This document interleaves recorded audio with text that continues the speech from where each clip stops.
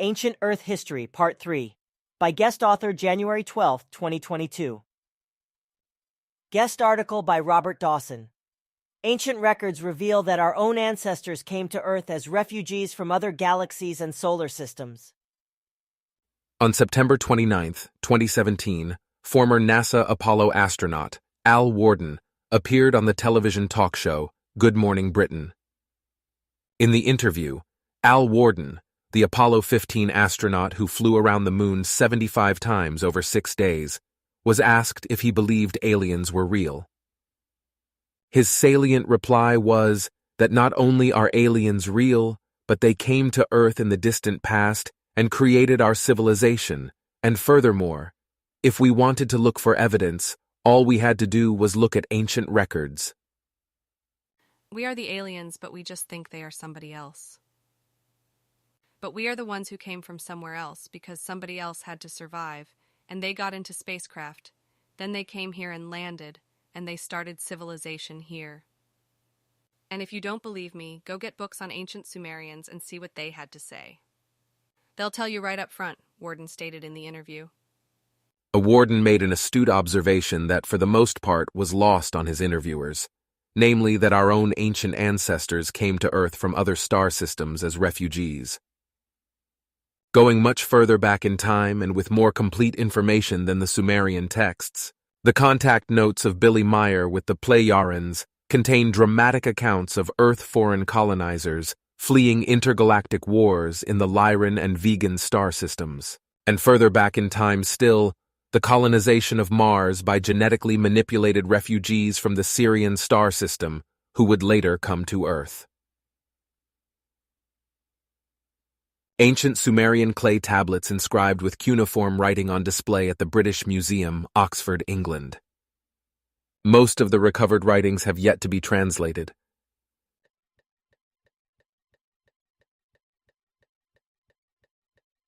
A former NASA Apollo astronaut Al Worden on the television show Good Morning Britain. Here is a link to the entire interview. https://www. YouTube.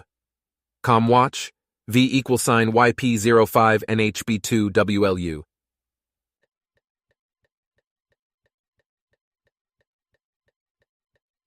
The photograph of the Sumerian king list in the Ashmolean Museum, Oxford, which lists the kings who ruled over Earth, or more specifically over ancient Sumer, for a total of 241,200 years since the extraterrestrials descended from heaven. Written in cuneiform, the reign of each king spans thousands of years, baffling historians since normal human life today is barely 100. This phenomenon is explained within the Meier contact notes that the limited lifespans of Earth humans is largely a result of genetic engineering that occurred on planets within the Sirius star systems many, many eons ago. This aging gene manipulation, as it is referred to in the notes, was meant to be a controlling mechanism originally initiated by a fearful elite class long, long ago upon other humans, and became the cause of the first exodus of Earth foreigners to arrive into our solar system seeking a new home as refugees. They colonized first on Mars and Melona, and eventually on Earth where the gene was introduced. It is explained further in the contact notes that Melona, also known as Phaeton, was once a habitable planet in our Sol system before exploding as a consequence of war, and the debris field now forms the asteroid belt.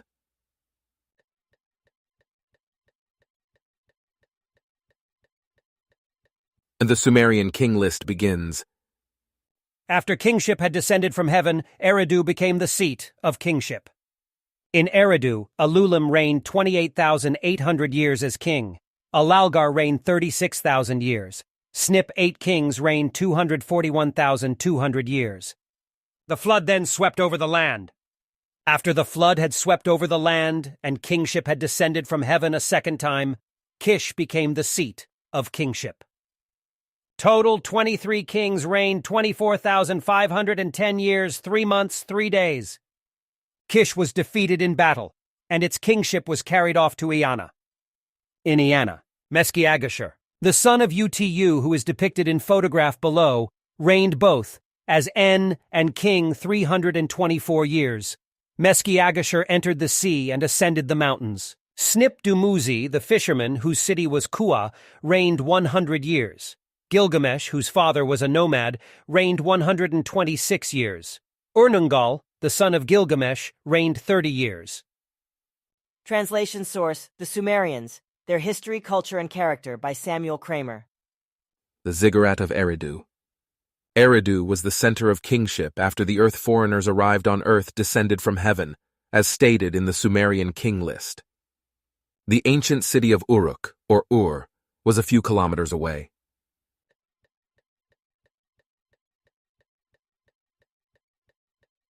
And the man depicted sitting in a throne seat and holding a ring and rod in his hand is Utu, also known as Shamash, the sun god, and was a patron of Gilgamesh.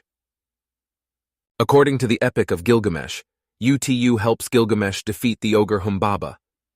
The Sumerian texts say that Utu would ride through the heavens in his sun chariot and see all things that happened in the day.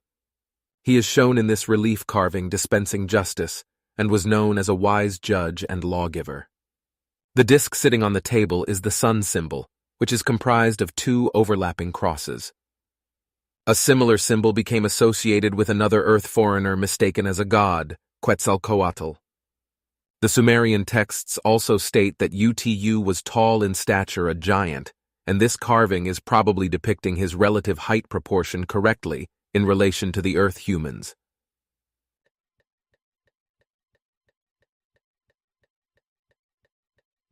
The photograph of the ziggurat at Eridu, also known as the Ziggurat of Ur, as it stands today after being partially restored since it was excavated in the 1930s.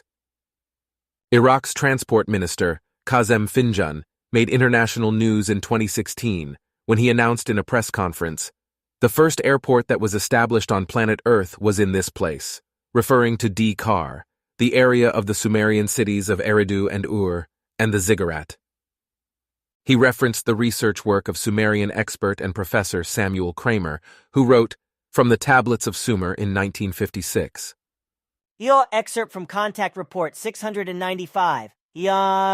Well, Sfaoth explained to me then that in pre-biblical times, more than 5,000 years ago, the whole huge area down there in the south of Iraq, where the city of Basra is also situated on the river Shat al-Arab, which flows into the Persian Gulf about 100 kilometers away, all the way down to Dilmun, or to the east coast of today's Bahrain, was ruled by the people of the Blackheads, who called themselves Sagiganot, Sumerians, because of their black hair ornaments. Examples of the black hair ornaments worn by ancient Sumerians, Sagiga. The style was later adopted by certain Egyptian nobility.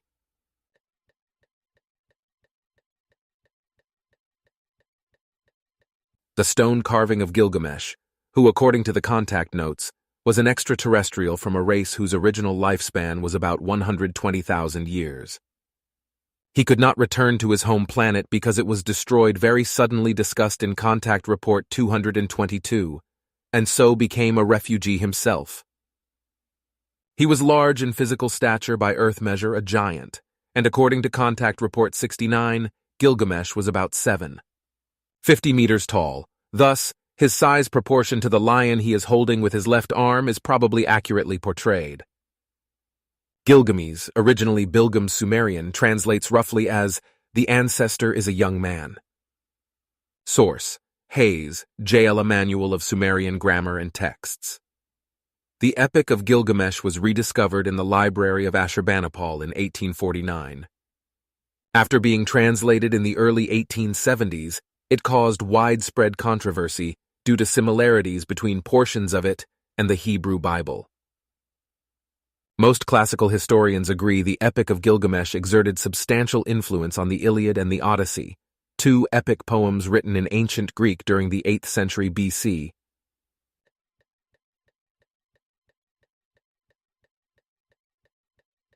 The black hair ornament was made fashionable again by King Louis IV, the Sun King of France, who had several portraits made wearing different styles during the Renaissance period, and the style became fashionable with the ruling elite. This picture is of a hair ornament still used today by certain members of the English court system but in a ceremonial role.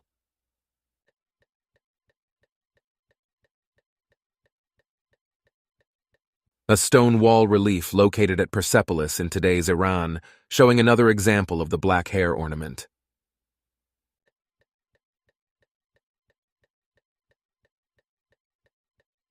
A map showing the extent of the ancient Sumerian civilization in both the yellow and orange areas.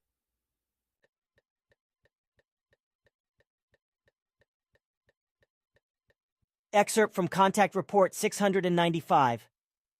The whole large area was an unusually fertile and completely green area, with a diverse animal and plant world, so to speak a huge paradisiacal natural kingdom with fields, meadows, and forests. Dilmun, today's Bahrain, was also a large city in pre-biblical times and an important trading center, for its strategically favorable location on the sea trade route between Mesopotamia and the Indus Valley was ideal and also promoted the prosperity of the entire country, from which many food products were obtained and shipped. The then flourishing and green region was also blessed with a large supply of fresh water from artesian springs, which, however, have dried up today. And this carved stone relief depicting a bearded man in a flying object is Ahura Mazda. He was considered to be a god, and was also known as the uncreated supreme creator deity.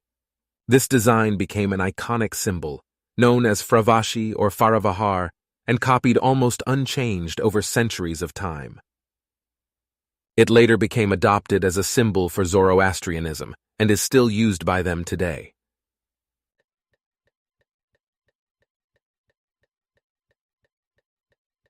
According to the sacred texts in the Avesta, which is part of Zoroastrianism, Ahura Mazda appeared to his prophet Yima and instructed that an underground city to be built to protect civilization from the coming evil winter.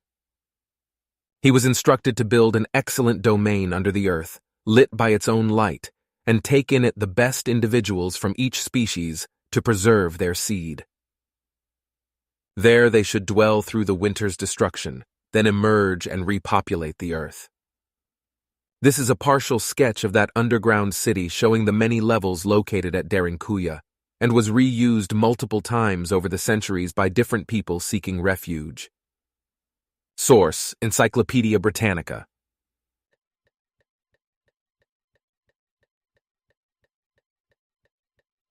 This is a photograph of the underground city at Derinkuya, parts of which is still accessible today and open to tourism.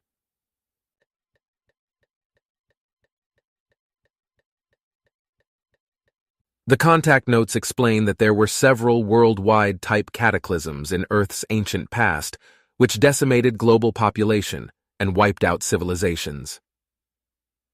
An extraterrestrial named Zebulon maintained contact with an Earthman named Noachadnosser and explained to him the approaching danger of a comet and advised him to build the Ark, which he then did in collaboration with his family and hence survived the immense flood, along with his family and with many domestic and land animals. This is discussed in Contact Reports 150 and 248. At the age of 30, Zoroaster, also known as Zarathustra, saw a shining being on a riverbank while attending a spring festival.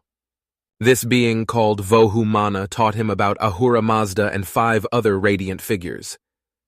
Zoroaster was taught about the duality nature of the universe and decided to spend his life teaching people to seek truth. His teachings would form the basis of Zoroastrianism. Zoroaster claimed that Ahura Mazda was not an omnipotent god, but used the aid of humans in the cosmic struggle against attempts to attract humans away from the path of truth. Source: The Human Record, Sources of Global History, to 1700, Andrea, Alfred, James H. Overfield, 2000.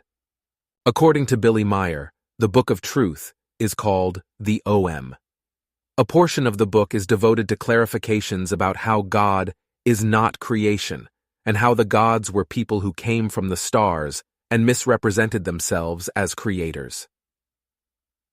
There are references in OM about the repeated corruption of the teachings over the millennia and the role of the prophets who have come time and time again to correct this situation. Excerpts from the OM. Canon 20, 94. The human races and peoples of earth were provided prophets from ancient days, and for this reason were sent to earth. Enoch Henoch and Elijah Elijah, Isaiah Jesaja, Jeremiah Jeremja, Emmanuel and Muhammad in direct succession and with ensuing rebirth, next to Johannes and Elijah and Job and all hosts of other upstanding and righteous ones, as they also were Buddha, Zoroaster, and Babachi and others. Canon 20, 95. They were all selected and led and sent partly through the Ishwish, and partly through themselves and in knowledge and ability as prophets or spirit leaders to the humankind and peoples of the earth. Yet all were slandered and persecuted, and their teachings and their words of truth were falsified in lack of understanding or hate, and so wrongly leading and false religions and sects have come into being. The acronym OM is derived from the two words Omphalan Murado and became the traditional form. The ancient Lyrians referred to their writings about the truth, the Book of Truth, also as the Om, Omphalan Murado, life's navel or the navel of life. The text, entitled Om, incorporates all creational teachings, that is to say, the book holds all teachings of wisdom and life as a written record. Voice of the Aquarian Age, number 50, OM. A false teaching can begin to emerge in numerous ways, most often the result of human ignorance. In the case of the Anunnaki, which are mentioned in a few of the Sumerian texts, noted Sumerian scholar Samuel Kramer writes in his book, The Sumerian Their History, Culture and Character, that none of the Sumerian gods, that is to say, Enlil, Enki, Eridu, etc., are identified as being Anunnaki themselves, but rather, the Anunnaki is merely a reference to a few descendants from those that came from the heavens.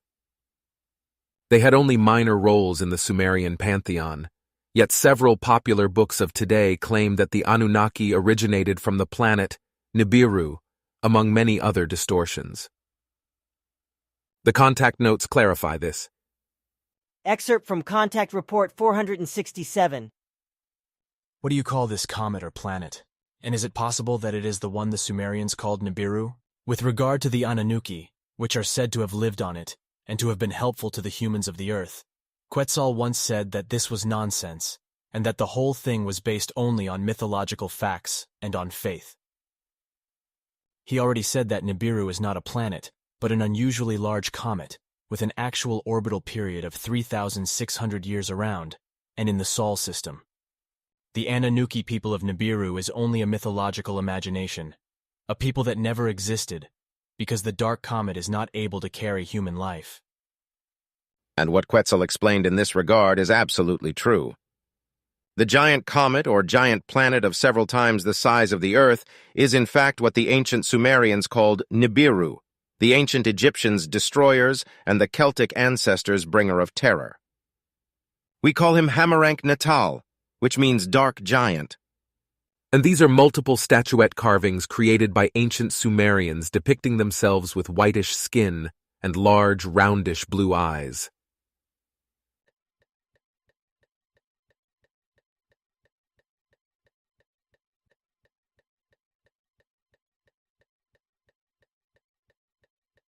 This is a mummy of a woman recovered at the burial site of the ancient Wari people in Peru at Huacapuclana near Lima, located completely on the opposite side of the planet from the Sumerians. The face mask on the mummy depicts features very similar to those in the statuette images at the left, most notably the large roundish eyes painted blue.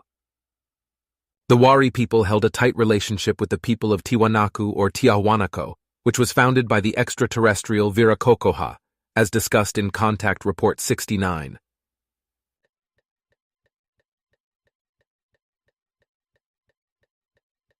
The two largest figures in the development of ancient Mexican culture were extraterrestrials, or Earth foreigners, as they are often referred to. They were Huitzilopochtli and Quetzalcoatl. Billy has said in an answer to a question that the Plejarans had actually been in direct contact with Quetzalcoatl at that time. Excerpt from Contact Report 055. The Quetzalcoatl had been, in Earth terms, a very high officer or a high supervisor of an extraterrestrial group, which was active in the region you today call Egypt. But he was very knowledgeable and wise, and thus was often assigned special missions, of which one brought him to South America, where he became venerated as a god by the Aztecs. Since he owned a small ship, this impression of the Aztec people was strengthened, but this was not his intention. When he first met together with another commissioner, a certain Huitzilopochtli, he changed his conduct. Huitzilopochtli was one of the leading Giza intelligences, and he exercised a bloody sacrifice-based rulership over the Aztecs. He was insatiable in this respect and demanded human blood as sacrifice, while Quetzalcoatl was against such. Thus, an evil enmity rose between them, and each of them sought to gain leadership over the peoples. By wicked deceit and deceptive machinations, Huitzilopochtli succeeded in expelling Quetzalcoatl, in consequence of which he fled and returned to Egypt. And this is a close-up of a mural illustrating the Book of Gates in the tomb of Pharaoh Seti I. The subject of the mural is to portray all the types of people at that time which made up Egyptian society. Egyptians, Semites, Nubians, and the type in this picture identified as a Libyan. He appears to be wearing a black hair ornament, similar to the Sumerians. A larger portion of this mural can be seen in part 2 of this series.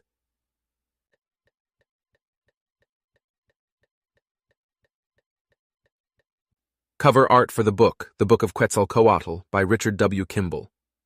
Richard Kimball spent years studying the oral histories of the native peoples in Mesoamerica that were influenced by Quetzalcoatl. This illustration is based on those first-hand accounts and probably best represents what Quetzalcoatl actually looked like. It contains many similarities to the depiction of the Libyan to the left shown in the Egyptian mural, that is to say, a feathered headdress, a beard, similar style cut of hair on the head, a colorful robe, and both are depicting a cross. The Libyan has a cross tattoo on his left upper arm, and Quetzalcoatl is holding a shield with a cross on it with his left hand. The cross on the shield has a resemblance to the sun symbol, depicted in the Sumerian stone tablet shown previously. These crosses are not related to Christianity. In his right hand, Quetzalcoatl is holding the serpent, Xiucoatl, which by its historical description is a laser-type weapon.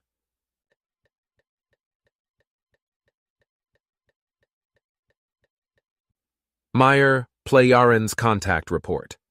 55 states that there was conflict between the two extraterrestrial groups, Huitzilopochtli of the Giza intelligences and Quetzalcoatl of a benevolent group, particularly with regards to their respective agendas in interacting with the Earthlings.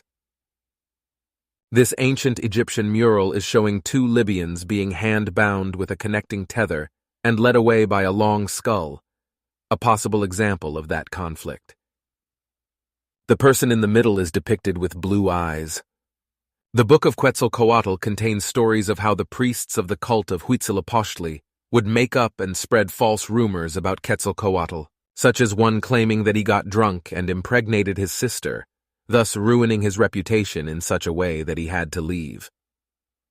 As explained in Contact Report 55, he eventually returned to Egypt altogether.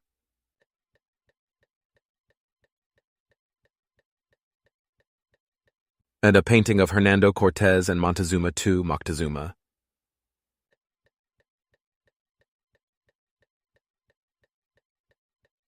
An excerpt from the Book of Quetzalcoatl. And when Hernando Cortez and his mercenaries splashed ashore on a Mexican beach in 1519, people were watching. To the brightly feathered Mesoamericans watching from concealment, the year was known as Acatl. Surely, they thought, the unfolding spectacle on the beach was the promised return of their god, Quetzalcoatl. The fantastic winged canoes, the gleaming metal clothing, the strangely feathered helmets, and the great unknown beasts were certainly the possessions of gods. When odd black-robed priests, each carrying a cross similar to the ancient Indian symbol of the four directions and the personal emblem of Quetzalcoatl, came ashore to perform elaborate ceremonies in the sand, the Mesoamerican watchers were convinced the god Quetzalcoatl had returned. Old Mexican codices said Quetzalcoatl would return from the east in the year of his birth, Acatl. The time had arrived. Quickly, they summoned fleet-footed runners to carry urgent messages to the city of Tenochtitlan. The Emperor Moctezuma must know of the fabled god's return. The appearance of Cortez, of course, was not the predicted return of Quetzalcoatl. The Mesoamericans eventually realized their mistake, but it was too late. The conquest of Mexico and the far-flung Aztec Empire had already begun. A drawing of Huitzilopochtli, which appears in the Codex Telleriano-Remensis. To the Aztec, Huitzilopochtli wore a blue-green hummingbird helmet and was draped in pure white heron feathers. He carried a smoking mirror, an obsidian mirror, a shield, darts, and the serpent Xiucotl that carried with it the fury and might of the sun. Excerpt from the book Huitzilopochtli, The History of the Aztec God of War and Human Sacrifice, by Ernesto Nervado and Charles River editors.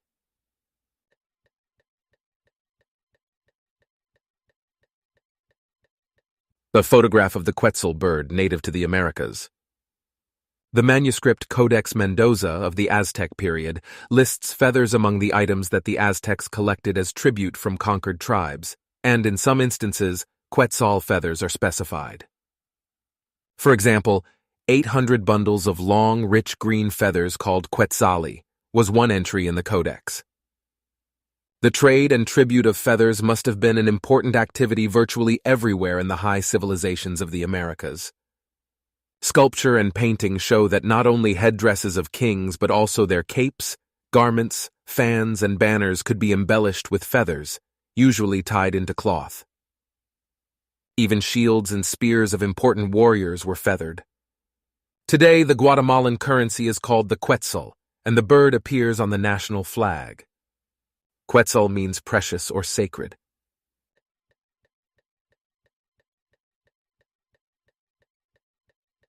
The design of the Mexican seal and national flag is based on the story recorded in multiple ancient codices of the promise made by Huitzilopochtli, the extraterrestrial of the Giza intelligences, to the ancestors of modern-day Mexico.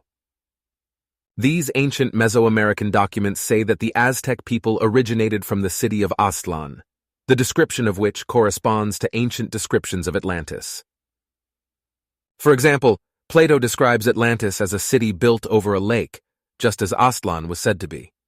Some of the stories recorded in the codices describe the journey of their ancestors, from Aztlan to their new homeland at Tenochtitlan, as being under the guidance and direction of Huitzilopochtli for the whole pilgrimage duration. He told the ancestral refugees that they would receive a sign that would designate the correct location to build their new Aztlan. That sign would be an eagle, holding a serpent in its talon and perched on top of a prickly pear cactus. The cactus is shown in the flag as situated on a rock that rises above a lake. Allegedly, that sign was indeed seen near the shore of Lake Texcoco and was thus determined the correct site to rebuild their new homeland in the likeness of their old one, in what would be Tenochtitlan.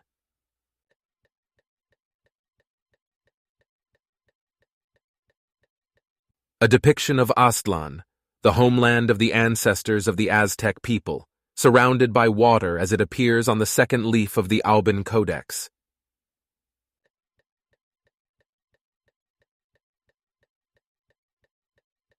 A computer-generated 3D model of what Tenochtitlan looked like using all available archaeological and historical evidence, from building remains to old drawings and maps of the city's plan.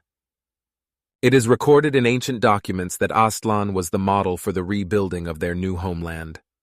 When we saw so many cities and villages built in the water and other great towns on dry land, we were amazed and said that it was like the enchantments, on account of the great towers and quays and buildings rising from the water, and all built of masonry. And some of our soldiers even asked whether the things that we saw were not a dream. I do not know how to describe it, seeing things as we did that had never been heard of or seen before, not even dreamed about. Bernal Diaz del Castillo, The Conquest of New Spain.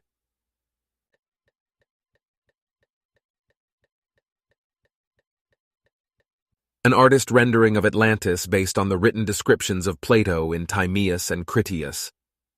Further discussion of Atlantis and the new information provided about it by the Plejarans will appear in the future.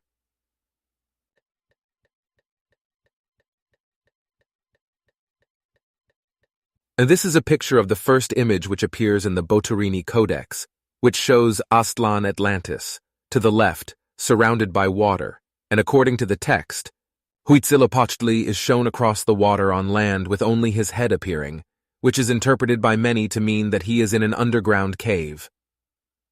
The outer triangular shape is traditionally interpreted as a hill or mound.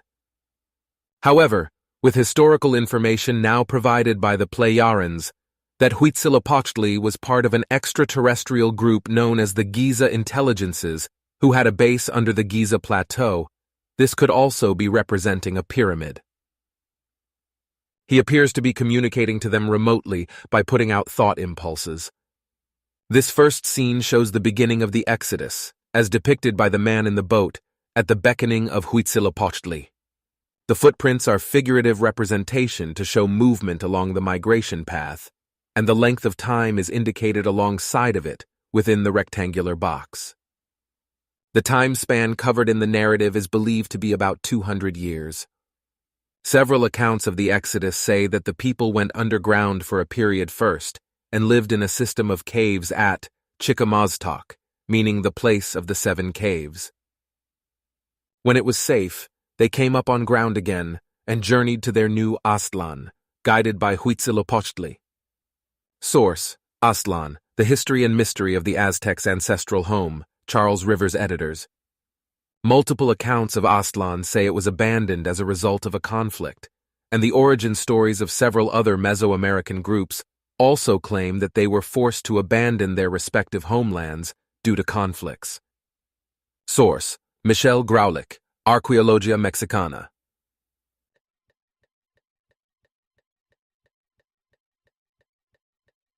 And this is a depiction of Huitzilopochtli in a very human form which appears in the Codex Telleriano-Remensis. Huitzilopochtli was also known by Vichipuchitl. This drawing is closer to what he actually may have looked like than in the artistically stylized versions. His hair is depicted with a red color and his facial features have more of a European look. In his right hand, he is holding a laser-type weapon that is described as having the appearance of lighting when it was used. Source: Huitzilopochtli, The History of the Aztec God of War and Human Sacrifice, by Ernesto Nervado and Charles River Editors.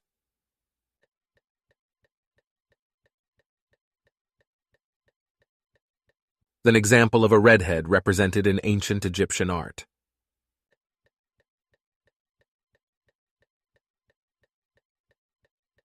The following poem is translated from the ancient native language of the Aztec, Nahuatl, and offers a detailed description of Huitzilopochtli.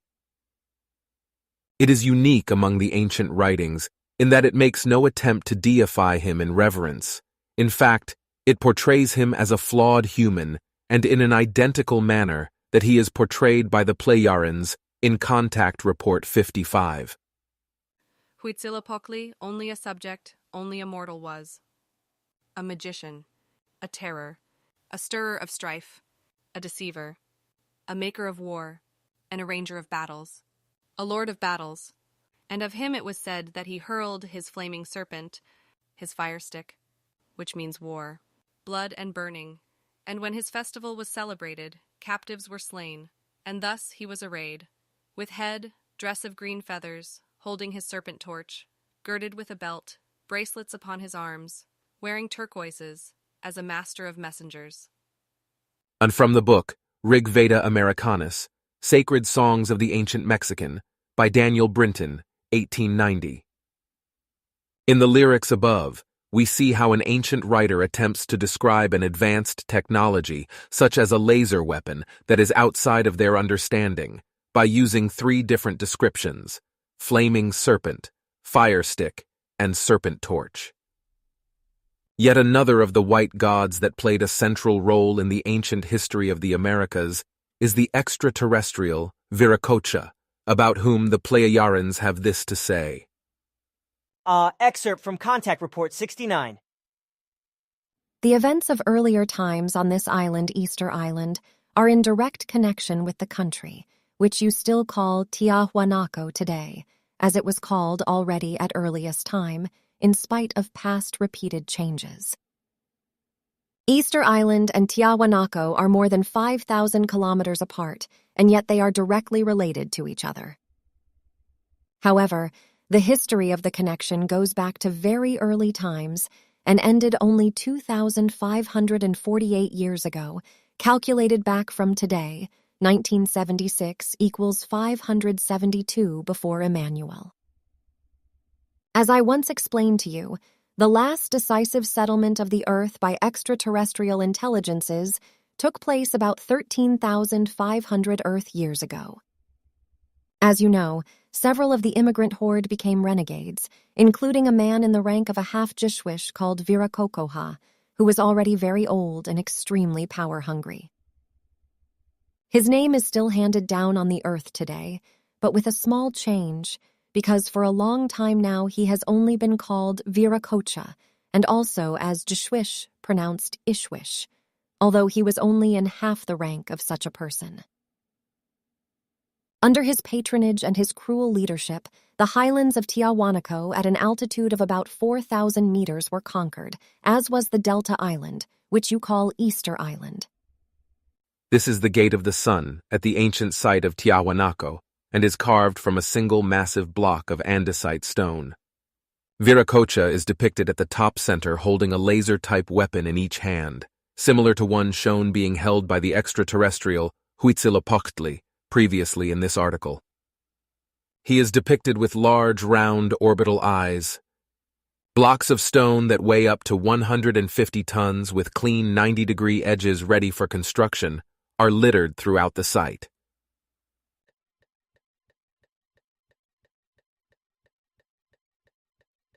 Then enlargement photo with better lighting brings out the rich detail and intricate design at the top center of the Gate of the Sun at Tiahuanaco. Careful examination shows multiple motifs repeated with amazing precision and symmetry, all within the same block of stone, that could only be accomplished with advanced technological abilities. Viracocha was worshipped as god of the sun and of storms, and was said to wear the sun for a crown and hold thunderbolts in his hands.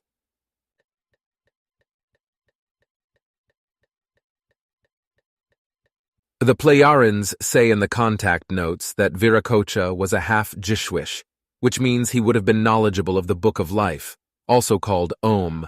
This would explain why many of the statues found on Easter Island have the acronym OM engraved on their backs. This is a photograph of a recently excavated statue that had previously been covered up with only the head appearing above ground.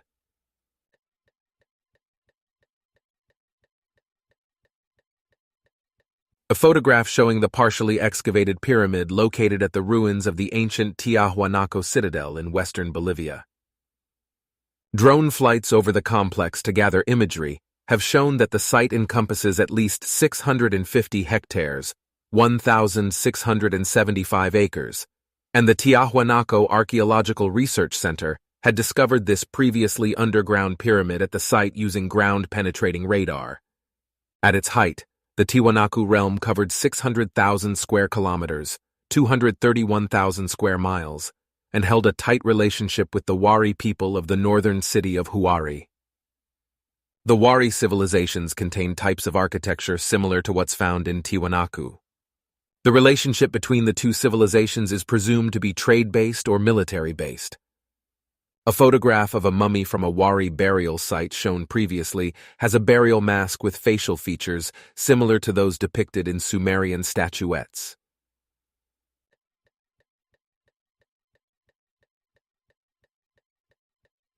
And 5 photographs of the stone found at Pumapunku, just a few kilometers away from Tiahuanaco, with which it is very connected. Ancient legend has it that Tiahuanaco was built as a religious site to celebrate the arrival of sky gods at Pumapunku.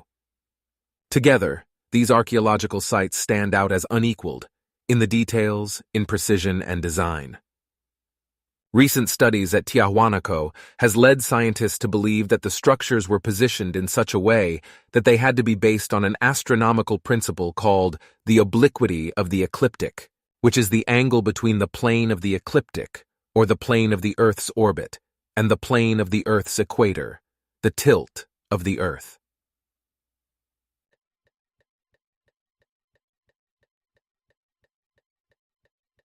Pumapunku had a stone aqueduct system many centuries before the ancient Romans.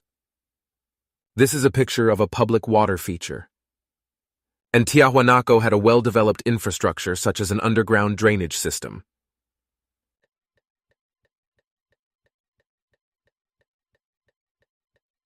And one of the most prominent features at Tiahuanaco is this statue located at the center of the sunken temple, believed to be a depiction of Viracocha. But is it? He is shown as having a beard and some features similar to ancient Sumeria, such as large, round, orbital eyes. But according to Simyase, Viracocha looked like the sculptures found on Easter Island. And she further states in Contact Report 69 that Tiahuanaco was already established by previous extraterrestrials and their offspring, Samjas. He and his followers, escaped Lyrans like many others, who came to the Earth, were of gigantic physique, by earthly measure about 11 meters tall. They were the ones who taught the dwarfish, normal-growing inhabitants of Tiahuanaco and Easter Island, who were procreations between earthlings and previously immigrated intelligences from the vastness of the universe, in many things, providing them with their own highly developed technology and teaching them how to operate the devices and machines.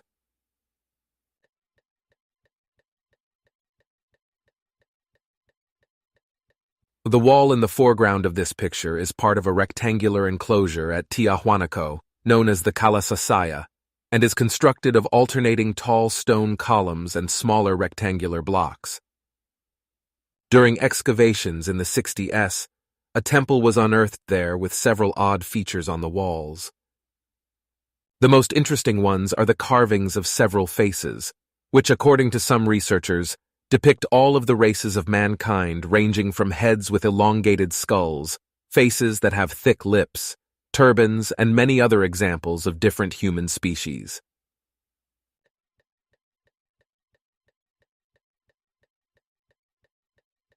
This is a close-up picture of the head carvings in the wall at Tiahuanaco.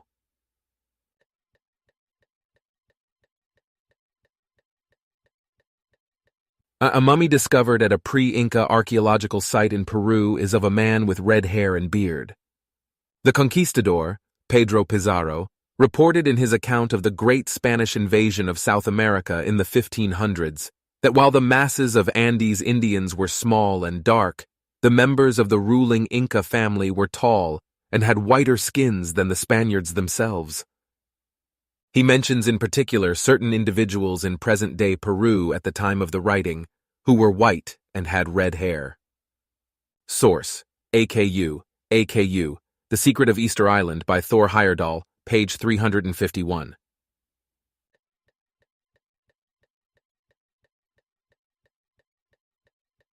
Pizarro asked who the white-skinned redheads were. The Inca Indians replied that they were the last descendants of the Viracochas. The Viracochas, they said, were a divine race of white men with beards. They were so like the Spanish that the Europeans were called Viracochas the moment they came to the Inca Empire. The Incas thought they were the Viracochas who had come sailing back across the Pacific.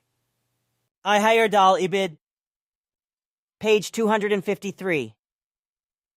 When the Spaniards came to Lake Titicaca up in the Andes, they found the mightiest ruins in all South America, Tiahuanaco. They saw a hill reshaped by man into a stepped pyramid, classical masonry of enormous blocks, beautifully dressed and fitted together, and numerous large statues in human form. They asked the Indians to tell them who had left these enormous ruins. The well-known chronicler, Cieza de Leon, was told in reply that these things had been made long before the Incas came to power. They were made by white and bearded men like the Spaniards themselves. The white men had finally abandoned their statues and gone with the leader, Contichi Viracocha, first up to Cuzco and then down to the Pacific. They were given the Inca name of Viracocha, or sea foam, because they were white-skinned and vanished like foam over the sea. A Heyerdahl Ibid. Page 253. So we see from these excerpts of Heyerdahl's book that historically, the word Viracocha or Viracocha was also used in a broader sense and applied to all white men, who in this case also happened to be foreigners. This face carving in the cliffs of the Pincoluna mountain above Ollantaytambo, Peru, is said to be that of the creator god.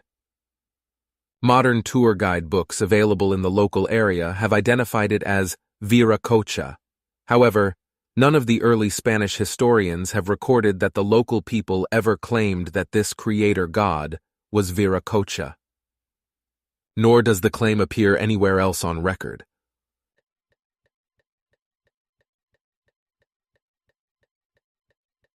This is a sketch of the same rock carving which brings out more of the details. A crown of sort is depicted on his head enclosing a small shrine that people can walk to and leave flowers.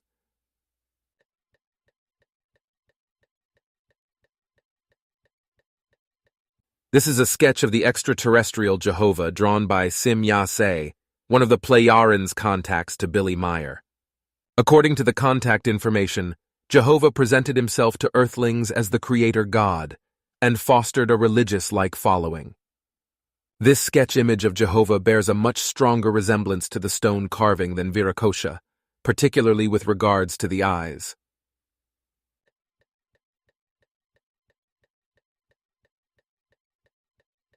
Viracocha most likely looked like one of the sculpted heads found on Easter Island shown in this picture.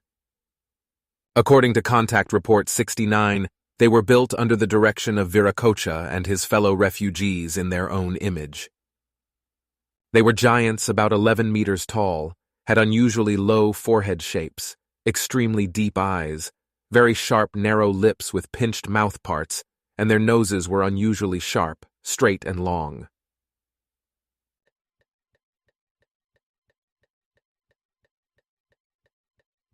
A quote from Interview with Billy, 1998.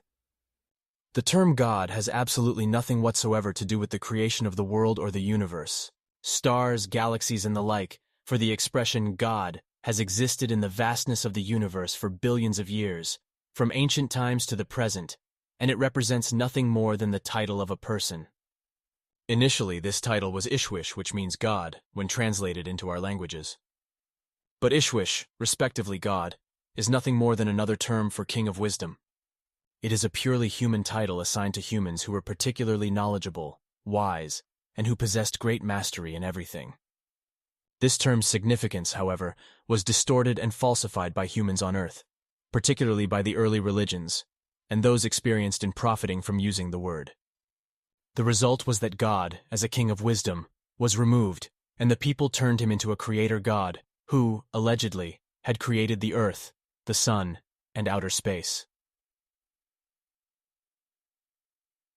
Numerous individuals, such as Jehovah and many others, even claimed of themselves to be creator gods, with the consequence that they were also revered and worshipped. Article by Robert Dawson.